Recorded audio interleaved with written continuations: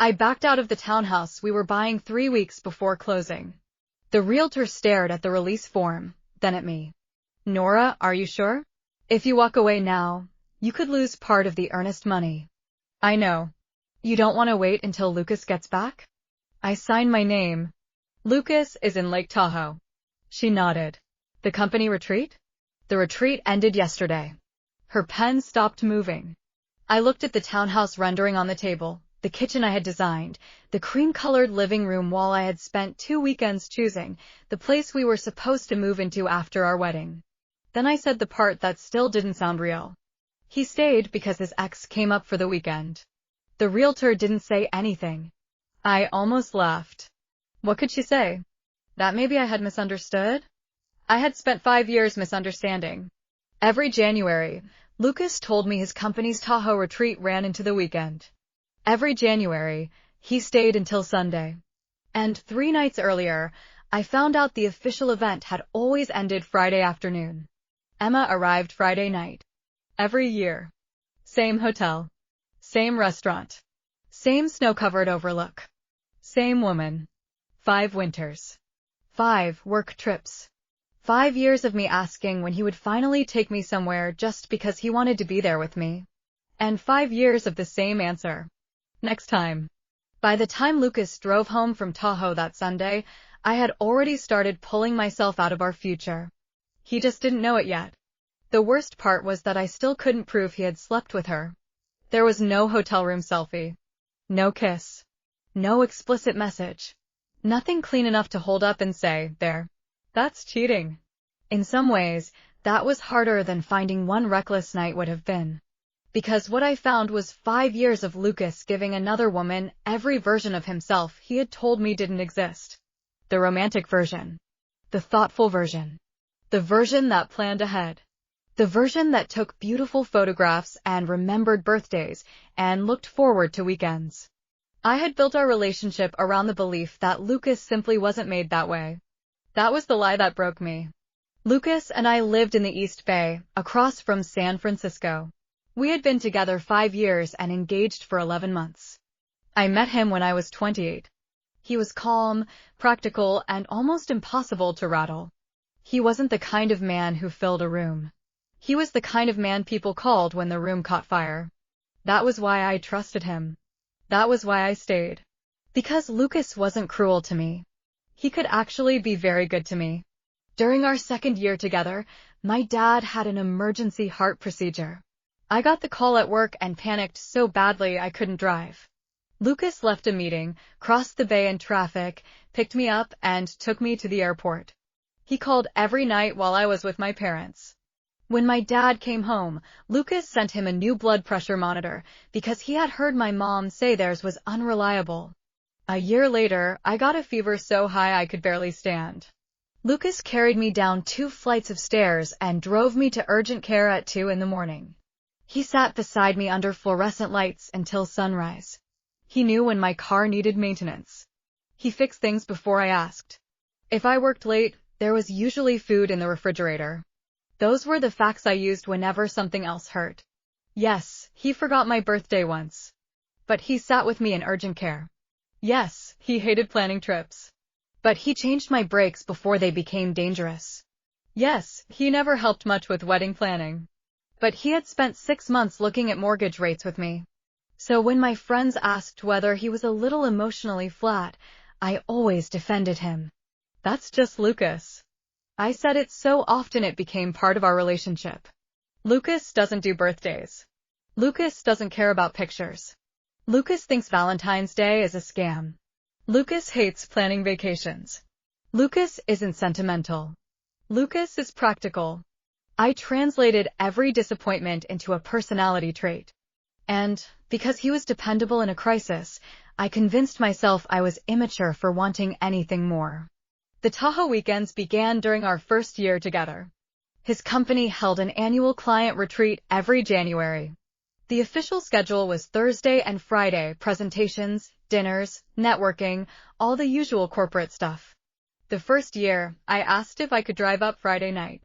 The work part will be over, right? I said. We could ski Saturday. Lucas laughed. You've never skied. You could teach me. You'd hate it. How do you know? He kissed my forehead. Next year. I'll take you when I can actually enjoy it with you. The second year, I asked again. He said quarter end was brutal. The third year, I packed his gloves. The fourth year, I stopped asking. This year, with our wedding less than 2 months away, he loaded his SUV on Thursday morning and came back upstairs because he forgot his charger. He kissed me at the door. Last Tahoe retreat before I'm a married man. You say that like marriage is prison. It means I'm finally going to have to start doing wedding stuff. You've had 11 months. You're better at it. At least come to the final venue walkthrough. I will. When? He grinned. Next time they schedule one. Next time. I rolled my eyes and kissed him goodbye. That night, I started clearing out a storage closet because we were supposed to move after the wedding. At the bottom of a plastic bin, I found an old DSLR. Lucas had used it in college. The battery was almost dead, but it turned on. The first picture was snow. The second was Lake Tahoe. The third was Emma. I knew her immediately. Emma had grown up 3 streets from Lucas. Their mothers were friends. They went to the same schools. They dated for less than a year when they were 17. Lucas always described that relationship like a childhood mistake. We were terrible together, he once told me. Emma herself made the same joke when I met her. She dropped into a chair beside us at a party and said, smiling, "Don't worry. Luke and I expired before we could legally drink." Lucas laughed. "We know way too much about each other. It would never work." I believed them. I was proud of believing them. I thought it meant I was secure. Mature. Not one of those women who treated every female friend as competition. The first Tahoe photo was dated 5 years earlier. Emma wore a red ski jacket and stood with the lake behind her. Snow caught in her hair. She was laughing at whoever held the camera. Lucas. The next photo showed her beside a stone fireplace. Then at a restaurant. Then standing at a scenic overlook. Then sitting on a bench outside the same lodge. I kept scrolling. The strangest thing was the pattern. Every year, Thursday and Friday were exactly what Lucas had told me. Conference rooms. Name badges. Coworkers. Client dinners. Then Friday evening came. And Emma appeared. 4 years ago. Same lodge. 3 years ago. Same restaurant. 2 years ago. Same overlook. Last year. Same little cafe with deer-shaped cookies beside the hot chocolate. 5 winters. It wasn't random. It wasn't that Emma happened to be in Tahoe a few times. This was a tradition. Their tradition. A weekend they had repeated every year while I sat at home believing Lucas was still entertaining clients. I clicked through picture after picture. There were some group shots. A few friends came up some years. But the majority of the photos were Emma. And Lucas had taken them beautifully. That was the part that made my hands start shaking. He had thought about the pictures. You could see it. He crouched low to get the lake behind her. He waited for her to turn into the light. He framed her through cabin windows. There was one photo of Emma tying a ski boot that looked like a travel advertisement. She wasn't posing. Nothing special was happening. Lucas had simply cared enough to make an ordinary moment look beautiful. The year before, we had gone to a friend's wedding in Napa. I wore a dress I loved. At sunset, I handed Lucas my phone. "Can you take one picture?" He took it. My eyes were closed. A waiter was walking behind me. "Can you do one more?" Lucas had already opened Slack. "It's fine. You look fine." I remember laughing. Because that was just Lucas. Except it wasn't. He knew how to wait for light. He knew how to make someone look beautiful. He knew how to preserve a moment. He just didn't do it for me. I put the camera down and sat on the floor. I don't know how long. Eventually, I opened our laptop. The folders weren't hidden. Tahoe 2022. Tahoe 2023. Tahoe 2024. Nothing romantic. Nothing dramatic. Just the same pattern every year. Work until Friday. Emma after. Then I found something I hadn't noticed before. The hotel booking confirmations. Lucas always told me the company handled his room Thursday and Friday, and he stayed on for networking. But every year, he personally extended the same hotel through Sunday. And every year, Emma's first photo appeared within hours of the conference ending. I still had no proof they shared a room. But I suddenly understood how carefully Lucas had built his story. He never technically lied about going to Tahoe for work. He simply let me believe the work lasted all weekend. My phone buzzed. A photo from Lucas. Hot chocolate. A deer-shaped cookie. Official stuff is finally over. I'm dead. My stomach turned. 5 years earlier, Emma had been sitting in front of the same fireplace with the same cup. I texted, "If the official stuff is done, are you coming home tomorrow?" He took 3 minutes to answer. "Still have weekend plans. Sunday like usual." I typed, "Who are the weekend plans with?" The typing bubble appeared. Stopped. Appeared again. People from work and some friends. I asked, "Is Emma there?" No answer. At 11, he video called me. He was standing in a hotel hallway in a gray sweater. "You okay?" "Fine." "How's the house?" "Fine." "Painter's done?" "Almost." "You spent way too much time on that wall." "Cream, gray, whatever. It'll all look the same once furniture is in." I stared at him. That wall had taken me 2 weekends. Lucas had never once come to look at the paint samples. "It matters to me," I said. He shrugged. "Then keep the cream." He was about to hang up when a woman called from somewhere behind him. "Lukey, the car's here." My whole body went cold. Lukey. I had never heard anyone call him that. Lucas turned. "Coming." "Emma's there." His eyes came back to the screen. A pause. "Yeah. Since when?" "She drove up after the retreat." "Does she do that every year?" His expression changed. "Nora, what is this?" "Just answer me." "We have friends here." That wasn't my question. He exhaled. "Emma likes skiing. A few of us usually stay." "You never told me." "Because it's not a secret." I almost laughed. "If it's not a secret, why did I think you were working all weekend for 5 years?" "You assumed that." There it was. Not "I'm sorry." Not "I should have told you." You assumed that. I said, "Okay." He visibly relaxed. "Don't do this to yourself before the wedding." "Do what?" "Turn nothing into something." Then he smiled. "I'll bring you something back." After we hung up, I walked to the front hall because I suddenly needed air. I opened the coat closet looking for a jacket. That was when I saw the shoes. White canvas sneakers, tucked behind Lucas's hiking boots. Size 6. I wear an 8. For 1 second, I thought maybe they belonged to his sister. Then I picked one up. A folded sticky note was tucked inside. "Lukey, leaving these here for next Tahoe." The other pair destroyed my feet. "Don't let me forget them again." I read it twice. Then a third time. "Next Tahoe." Not maybe. Not if. Next. Like it was already on the calendar. Like our home was a storage space for her annual trip with my fiancé. I sat on the entryway bench with one of Emma's shoes in my lap and finally started crying. It wasn't because of the shoe. It was because of the ease of it. She had been in our apartment without me. Comfortable enough to leave things there. Comfortable enough to use a nickname I didn't know existed. Comfortable enough to assume there would be another Tahoe.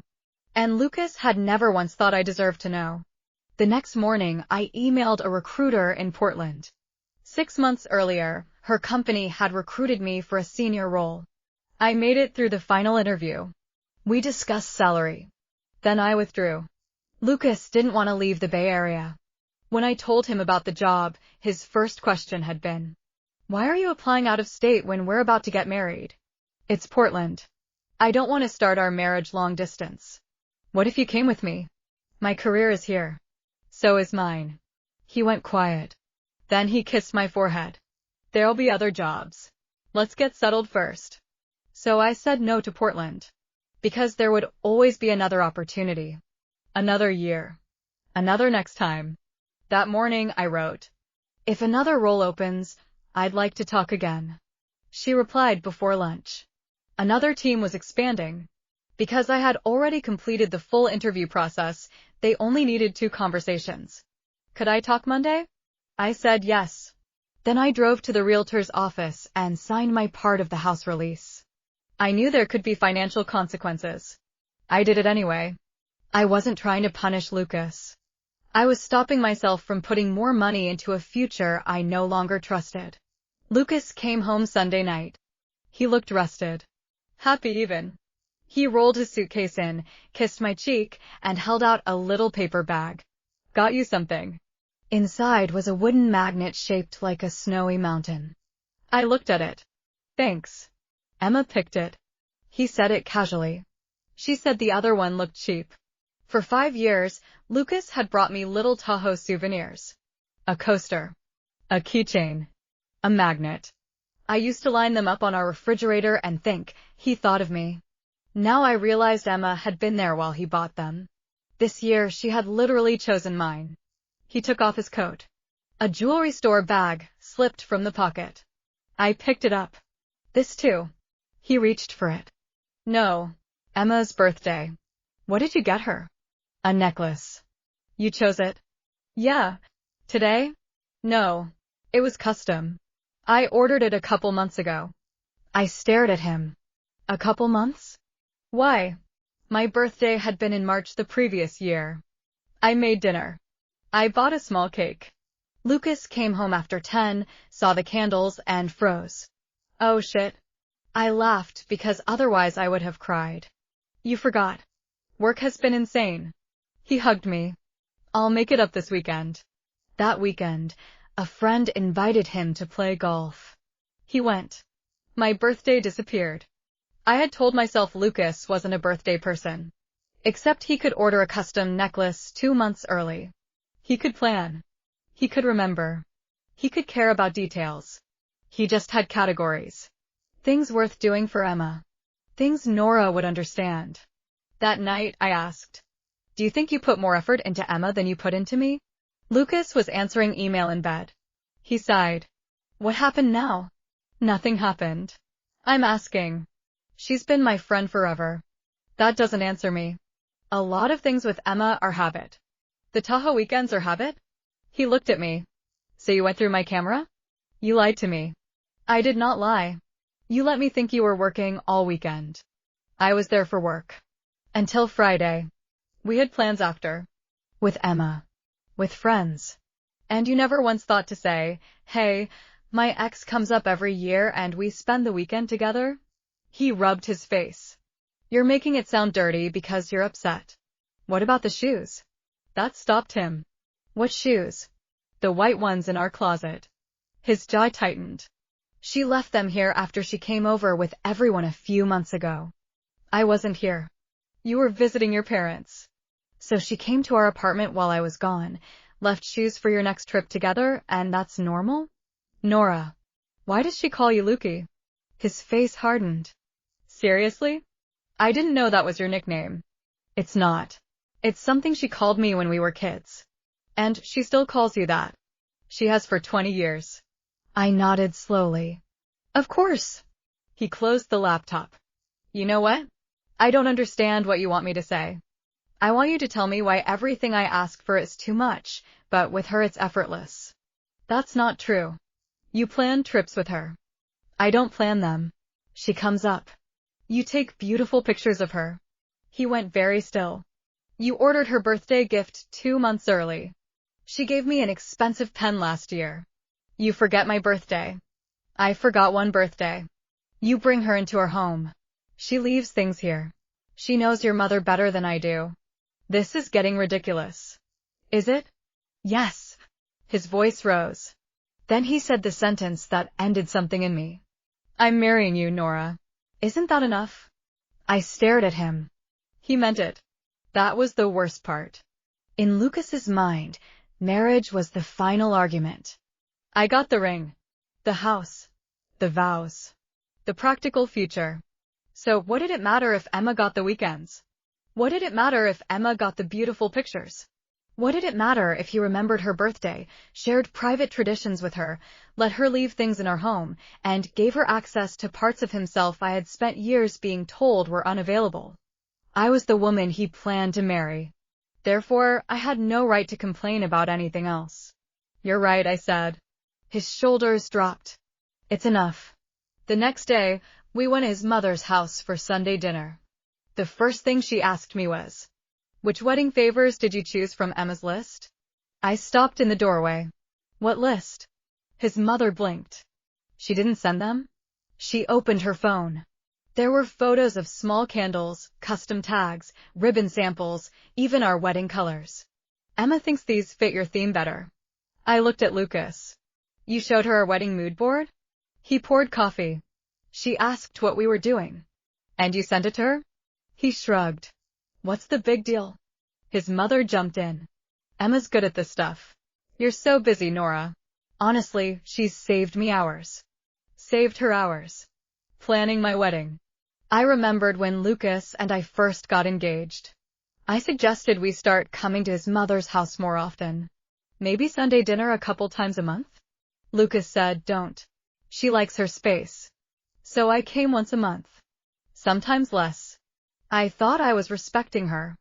Then Emma walked into the kitchen and reached straight for the cabinet with Lucas's mother's favorite mug. She knew which salad dressing she liked. She knew where the extra napkins were. She knew exactly how long to microwave the bread because she hates it too hot. I asked later how often Emma came by. Lucas's mother said, casually, most Sundays. She's family. Family. I smiled because I didn't trust my face. At dinner, she said, if you get stuck on anything for the wedding, ask Emma. She knows Luke better than anyone. The table went quiet. Lucas kept eating. I looked at him. He shrugged. They grew up together. Again. Always the same defense. History. As if knowing someone first gave them permanent first access. By Friday, I had finished my first Portland interview. That night, we met several of Lucas's college friends for dinner. Emma was already there. She was wearing the necklace. Of course she was. It was delicate gold, a small custom pendant at her throat. One of the women at the table noticed it. That's gorgeous. Birthday present. Emma smiled and touched it. Yeah. From who? Lucas answered. Me. The table went quiet. Not dramatically. Just enough. A guy across from us raised his eyebrows. Damn, Luke. Custom jewelry for the ex. Emma laughed. Ancient history. Then she leaned toward Lucas and said, he still knows what I like. She said it lightly. Maybe she meant nothing by it. But I watched Lucas smile. That smile hurt more than the necklace. One of the women looked at me. Okay, now I have to ask. What did he get you? Lucas answered again. Nora doesn't care about stuff like that. I felt every person at the table hear it. Nora doesn't care. He had turned my resignation into a personality. Someone changed the subject to skiing. A man I barely knew said, Nora, you must be good if you survive Tahoe with Luke every year. I've never been. He blinked. What? I don't ski. Lucas cut in. She hates the cold. I turned toward him. When did I say that? He opened his mouth. Nothing came out. Emma smiled awkwardly. He probably mixed you up with somebody. A few minutes later, she said, actually, Tahoe is kind of our thing. It has been forever. The sentence was casual. That almost made it worse. Our thing. I looked at Lucas. He stared at his drink. For 5 years, I had asked to go. For 5 years, he had said next time. And apparently everyone else knew Tahoe belonged to them. Later, Emma followed me toward the restroom. Nora. I stopped. I really hope tonight didn't feel weird. I almost laughed. She continued. Luke and I have a lot of old traditions. Sometimes I forget how they might look from the outside. Like Tahoe. She hesitated. Yeah. Did you know he told me he was working all weekend? Her expression changed. What? For 5 years. I thought you knew. Clearly. She looked uncomfortable. I always assumed he told you I came up after the conference. He didn't. Emma glanced away. Then my phone lit up in my hand. Our interior designer had sent a photo of the townhouse living room. Emma looked down. Oh, you kept the cream wall. I lifted my eyes. How do you know about the wall? She froze for half a second. Luke showed me the plans. Why? He asked what I thought. I almost couldn't speak. What did you think? She gave a small, nervous laugh. Warm gray. He agreed. The hallway suddenly felt too narrow. The house I was buying. The wall I had agonized over. The man who told me, whatever you like. He had opinions. He just preferred discussing them with her. Emma touched my arm. Nora, I'm not trying to come between you. I looked at her hand until she removed it. No, I said quietly. You don't have to. On the drive home, Lucas asked what was wrong. Nothing. Is this still the necklace? No. Then what? Emma said Tahoe is your thing. He stared at the road. That's just how she talks. She also knew about the living room wall. He exhaled. I asked her opinion once. You never asked mine. You picked the color. Because you told me you didn't care. It's paint. I laughed. Not because it was funny. Of course. What does that mean? It means you're right. About what? It's not about paint. He drove in silence. 3 days later, Portland offered me the job. Higher salary. Bigger team. For weeks until my start date. I accepted. The next morning, I gave notice at work. Then I started canceling the wedding. Venue. Photographer. Florist. The contracts in my name, I terminated and paid the fees. Anything requiring Lucas's approval, I organized and left ready for him. The house release was already moving through escrow. I separated my direct deposits and documented every shared expense. I didn't touch his money. I didn't punish him financially. I just removed myself. And while I was doing it, Lucas still thought we were fine. That was the part that should have been unbelievable. It wasn't. One night, he saved dinner for me in the refrigerator. The next morning, he took my car in because a maintenance light came on. He was still being the version of himself I had used to justify staying. Responsible. Helpful. Reliable. And I finally understood that reliability had become the camouflage for everything else. A man can take care of your car and still neglect your heart. A man can sit beside you in urgent care and still build a private emotional life with another woman. A man can love you and still believe your unhappiness is harmless because you have never made him pay attention to it. Saturday afternoon, Lucas put on a clean shirt. Emma's moving. I told her I'd help. I was sealing a box. Okay. He nodded toward it. What's all that? Old stuff. Donating? Some. He grabbed his keys. We'll probably get dinner after. Don't wait. I won't. At the door, he looked back. Are you still upset? No. Really? Really. He smiled. I knew you weren't the kind of person who'd stay mad over something like this. Then he left. I stood in the apartment after the door closed. That sentence explained our entire relationship. Lucas thought I was easygoing. What I had actually been was quiet. He thought I didn't need much. What I had actually done was stop asking. He thought nothing hurt me very badly. What I had actually done was heal privately so he would never have to feel uncomfortable. By 9 that night, my last box was in the car. I placed my engagement ring in the middle of the dining table. Next to it, I left the house paperwork, wedding cancellations, and a spreadsheet of our remaining shared expenses. I wrote one note. You always said there would be a next time. There isn't one now. At 11:40 p.m., I was sitting at the airport when Lucas called. I let it ring. He called again. Then again. The messages started. Where are you? What are these papers? Why is the house being canceled? Did you cancel the wedding venue? Nora, answer me. Then. Is this seriously because of Emma? I stared at that one. Finally, I replied. No. His call came instantly. What the hell are you doing? His voice was panicked. You canceled the house? Yes. The wedding? Yes. Why would you do that without talking to me? I almost laughed. Because I talked to you for 5 years. What does that even mean? It means I asked to travel with you. Nora. I asked you to remember my birthday. That's not fair. I asked you to help plan our wedding. I work. I asked you to take one good picture of me. Silence.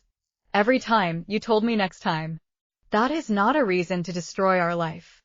Emma never had to wait for next time. He inhaled sharply. There is nothing going on with Emma. I don't care if you slept with her. He went completely silent. I really don't. Then what is this? It's finding out you weren't bad at romance. What? You weren't too practical to plan trips. You weren't too busy to prepare birthday gifts. You weren't bad at pictures. You weren't somebody who didn't care about little things. My boarding group was called. I stood. You just didn't do those things with me. That is insane. Is it? I'm marrying you. I know. I chose you. No, Lucas. My voice cracked. You chose me for the life you wanted to build. What does that mean? It means I got the mortgage and the wedding spreadsheets and the practical future. She got everything you were excited about. That is not true. She got Tahoe every year. We went places. We drove to Sacramento for your cousin's graduation. Nora. She got your beautiful pictures. I take pictures of everyone. No. You photograph her. He was quiet. She got birthday gifts you planned months ahead. She got your mother. Nora. She left shoes in our home for your next secret weekend. It wasn't secret. Then why didn't I know? Silence. She knew your opinions about our house before I did. He still said nothing. You thought giving me marriage meant you could give her everything else and I would be grateful. That's not what I thought. Then tell me what you thought. Nothing. Finally. Fine. I won't go to Tahoe with her anymore. I closed my eyes. I'll tell my mom to stop involving her. Lucas. We can travel. I'll take you anywhere. Lucas. He stopped. You're fixing Emma. What? You're fixing Tahoe. The necklace. Your mother. What else am I supposed to fix? The part where I had to leave before you cared. His breathing changed. I cared. You cared enough to assume I would stay. That's not fair. It's true. Nora, come home. No. We need to talk face to face. No more next time. I hung up. The next morning, Lucas finally understood I was gone. He told me later that at first he assumed I had gone to a friend's place to make a point. Then he opened the closet. Half empty. Bathroom cleared out. My book's gone. My work shoes gone. My employer already knew I was leaving. The realtor knew. The venue knew. The florist knew. The photographer knew. Everyone knew my future had changed except my fiancé. His mother called furious. What are we telling the family? What about the deposits? How could Nora do this without sitting down with us? Lucas said for the first time, he didn't know how to defend himself. Because there was no single confession. No single night. No one obvious betrayal he could isolate and apologize for. There were 5 years of choices. That was harder. He also went to see Emma. I only know the parts he told me later. Apparently, she was genuinely shocked when she realized I had never known she joined him in Tahoe after the company retreat. I thought she knew, Emma told him. Lucas said he had never told her that. You never told me she didn't, Emma replied. She gave the necklace back. And then she said the one thing Lucas repeated to me almost word for word. I never asked you to choose me over her. You just kept doing it. That was the sentence that mattered. Emma had crossed boundaries. She had enjoyed being the special one. She had left shoes in her home, kept private traditions with my fiancé, accepted custom jewelry, helped plan my wedding, and called Tahoe our thing. I was never going to pretend she was innocent. But Lucas was the one who had promised me a future. Lucas was the one who had spent 5 years making space for Emma while asking me to make myself smaller. For the next 2 weeks, he sent messages every day. I won't go to Tahoe with Emma again. I talked to my mom. We can buy another house. We can have a smaller wedding. I can move to Portland. I can work remotely. We'll travel. I'll fix your birthday. I'll do this right. I didn't answer. Every message was an answer to a question I had asked years earlier. That was what made them useless. 6 months earlier, if Lucas had said, "Come to Tahoe after the retreat," I would have packed before he finished the sentence. If he had planned one birthday, I would have bragged about it for weeks. If he had shown up to one wedding appointment and cared enough to disagree with me, I would have felt like we were building something together. Now he was offering me everything because he was afraid. I didn't want the best version of his love to appear only after I became capable of leaving. For weeks later, I started my new job in Portland. My apartment was small. My kitchen barely fit one person. Half my boxes stayed unpacked for weeks. I loved the quiet. Not every day. Some nights I missed Lucas so much I hated myself for it. I found one of his sweatshirts in a box and sat on the bathroom floor crying into it. I missed the man who drove me to the airport when my dad was sick. I missed the food in the fridge. I missed the familiar shape of his body sleeping beside me. Leaving someone does not erase the good things they did. It just means the good things were no longer enough to make the bad ones livable.